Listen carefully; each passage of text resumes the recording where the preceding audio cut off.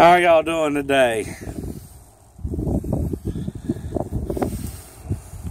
I'm going to get on here and talk about something very close to me.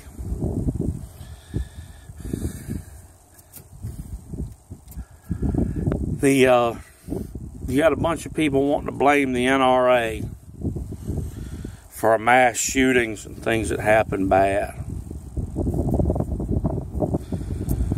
And they want to point at the recent shooting at a Florida high school. I've yet to see anybody blame the killer that committed 17 counts of murder. I've yet to see people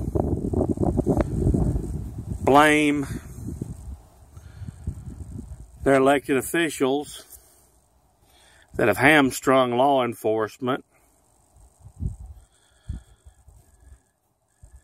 And I've yet to see people blame law enforcement. But they're quick to blame the gun and blame the NRA. They say, oh, the NRA is an obstacle to us passing what they believe is common sense gun legislation. Well, I'm going to tell you this. I am not willing to tear down the Constitution of the United States and the Bill of Rights to satisfy a bunch of snowflakes.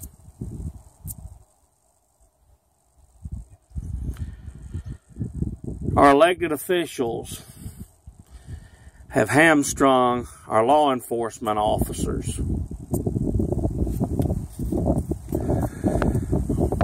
Cut our training budgets.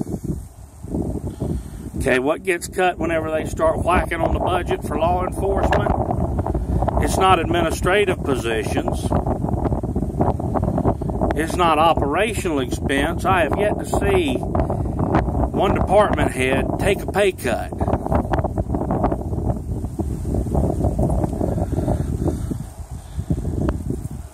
It comes out of the training budget. Right now, to meet the FDLE standards, to keep your certifications up for law enforcement or corrections,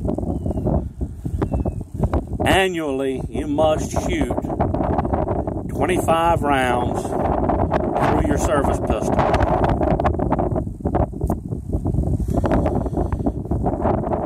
You have to hit 80% at a silhouette target, a man-sized target.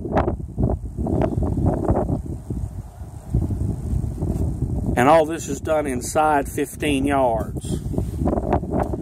Some agencies probably still have higher standards of qualification, maybe, but to meet the minimum requirements as required under the Criminal Justice Standards Training Commission, you have to hit 20 out of 25 rounds, and these are done at 1, 3, 7, and 15 yards.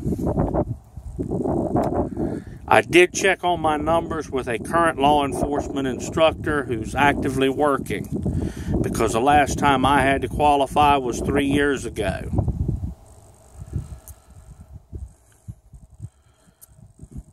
While we're on the subject of training, a lot of people blame the individual officers who were present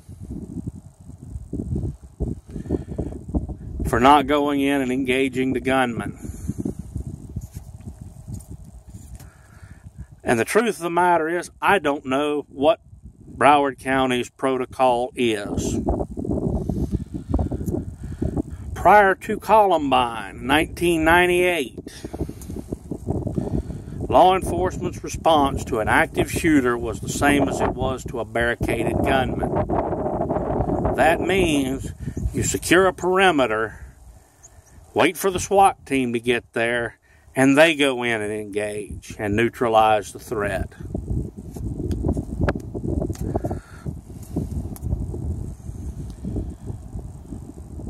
I know training in departments is not handed out equally. And it's quite possible that that officer present did not have active shooter training. Most likely, he was on a gravy train job, cruising toward the end of his career, riding it out, and his department did not think that it was necessary for him to have that training. Well, he's just a resource officer. Nothing bad's ever going to happen at our schools. Yeah, right. Up until then, the man had commendations in his files, was a decorated officer.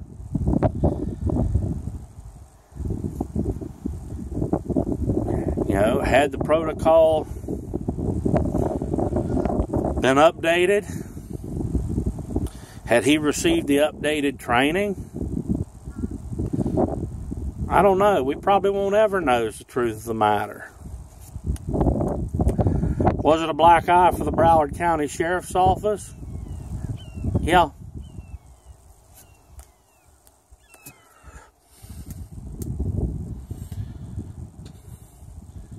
People want to blame an inanimate object, a firearm,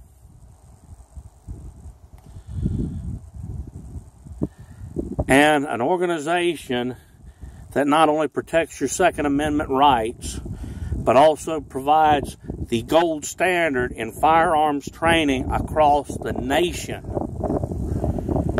I'm an NRA instructor. Okay, I can go and teach any course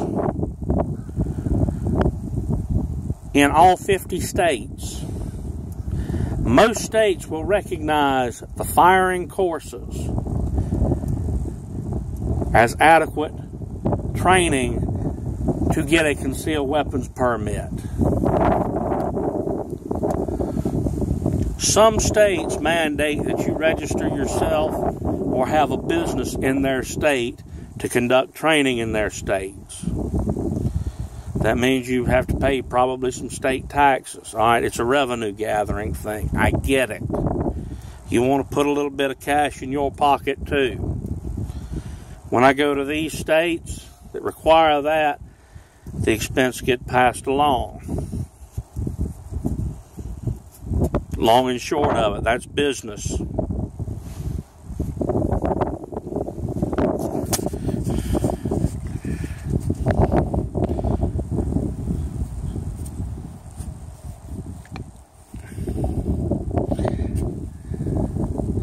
People are willing to tear down the Constitution, give up their rights, because a bad man went and committed a murder.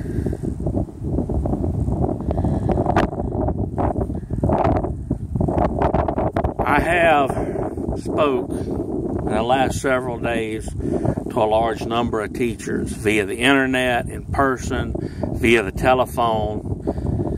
Everybody loves to talk about arming the teachers. We need to arm the teachers. Here's the problem with that. Most of your teachers, in the course of their duties as a teacher, an educator, or an administrator for the school system, some in public schools, some in private schools, are unwilling to be armed.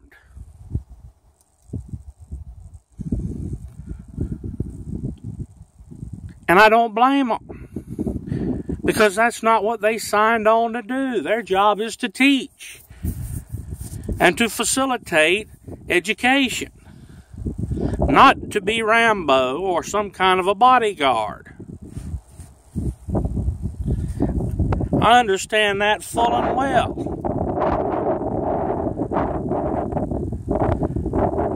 There's a reason I'm an instructor and not a school teacher. Okay, could I do a good job teaching a public school? Maybe. Maybe not. I don't know. I've never tried it. That's why I went to talk to people that are in that line of work.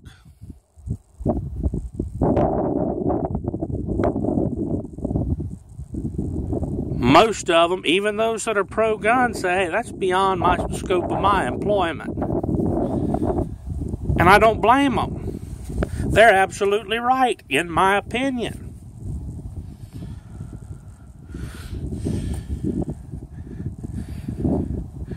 We had a resource officer on the scene of that shooting. Some people say he acted improperly. I don't know. It depends on his level of training. I'd be looking at our administrator saying, hey, what level of training did this man have? Had y'all updated his training? Or was he still stuck in 20-plus-year-old training and protocol?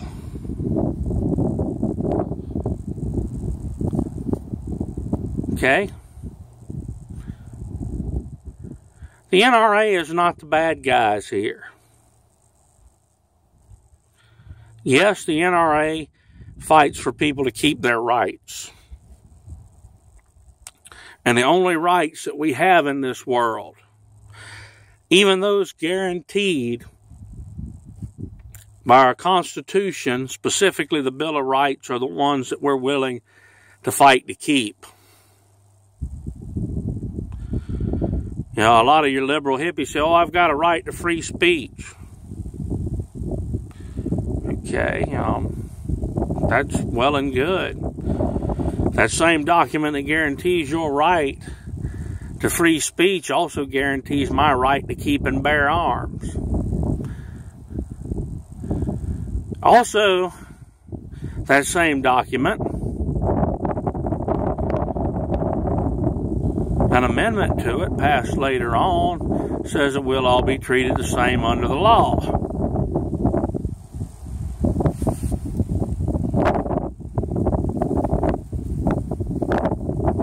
Civil Rights Act.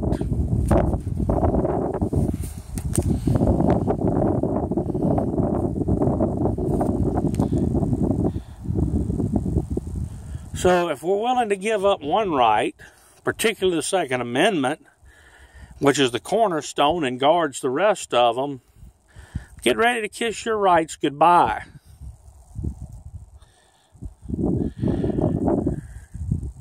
A lot of people think, oh, communism's the way to go. Well, it's failed in every place it's been. It has been a miserable failure.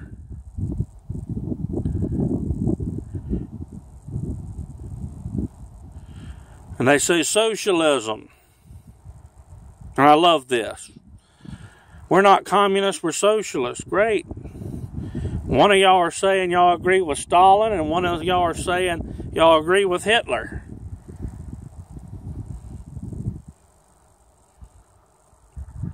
And that's just trading a democracy and a republic for a dictator.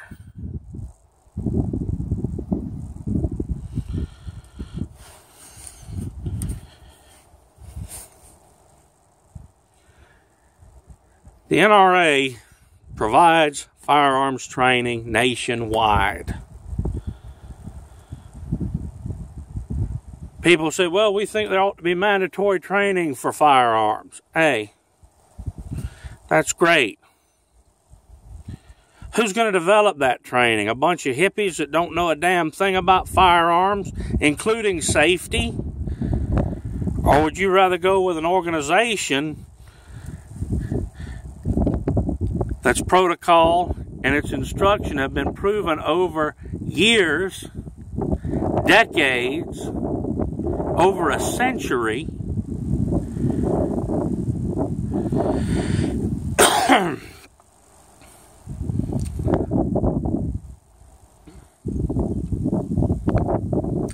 I hate to tell you this. The NRA is not the bad guy. We are an organization of Americans that wants to protect our rights.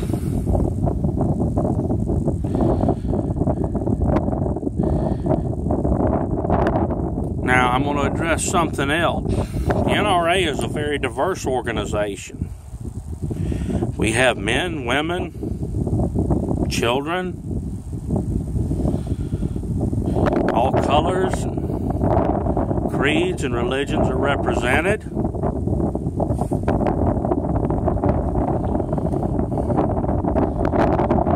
And I hear people saying, oh, the NRA is a racist organization.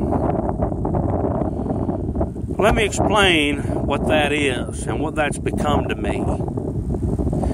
You don't have a legitimate argument for anything, so immediately it becomes racist. That's a byproduct of this generation coming up. And sadly, some people in my generation. Oh, I don't agree with that. It's racist. How's it racist? Well, it just is. No, that's, a word that you throw in there, whenever you don't have a legitimate argument. People don't even know what a real racist is anymore. It's a buzzword now that people throw around to a point where it doesn't have any effect.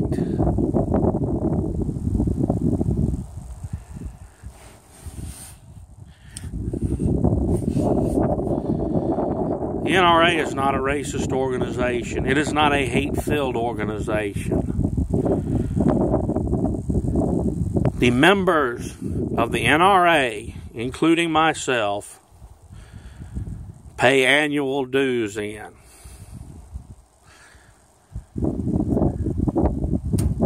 These dues go to fund firearms education and safety.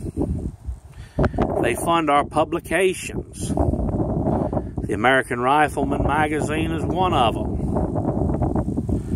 If you get a chance, get a copy. It's usually pretty good reading. I don't agree with everything in there. Hell, I don't agree with everything in my local newspaper either.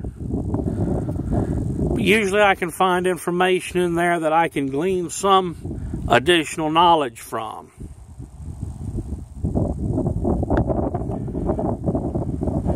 And yes, the NRA, we do have lobbyists that go and work with our local, state, and national leaders to protect our Second Amendment rights.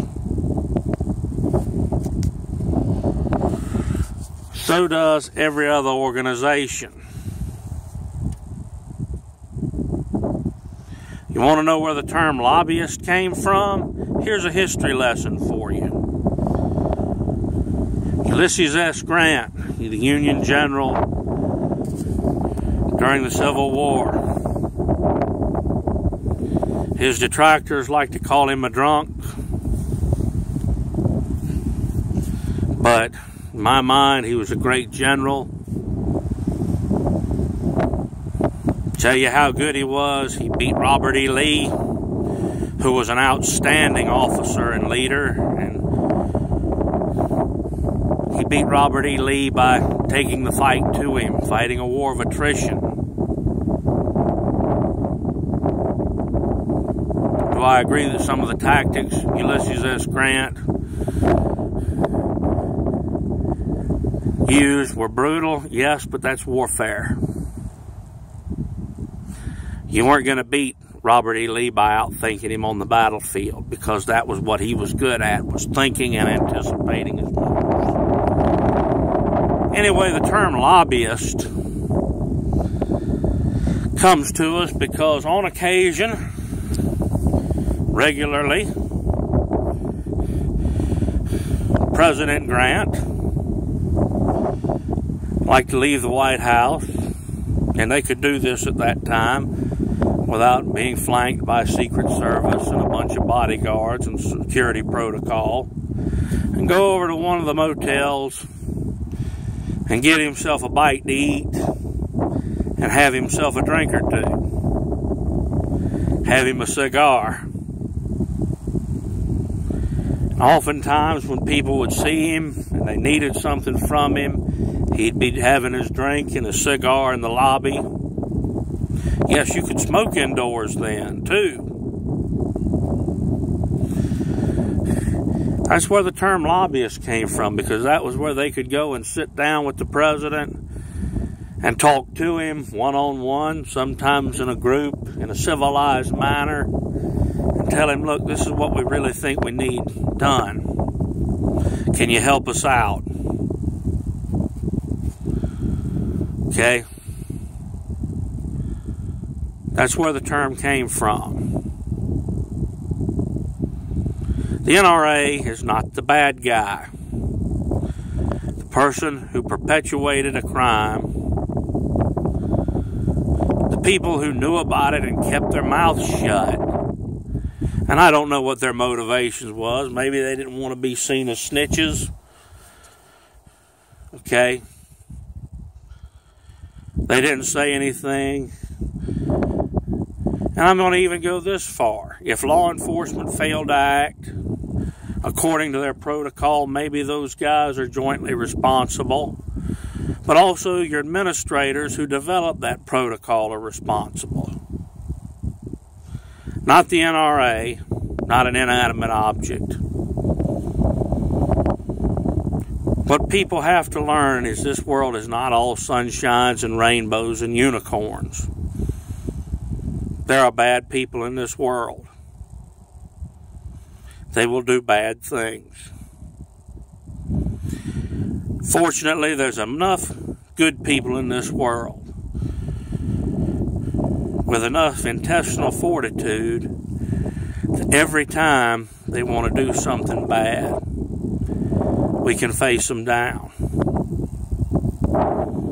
And people say, well, 17 people got killed. Yes, that's true. And right now, the legal process is underway. Hopefully it will convict and sentence their murderer.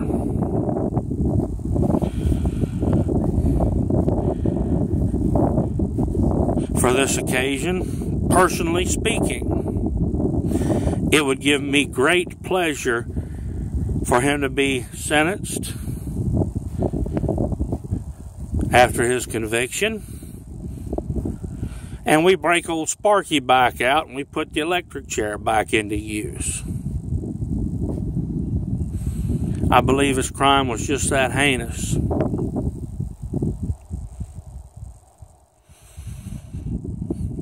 Well, that's all I've got for you today. Later on.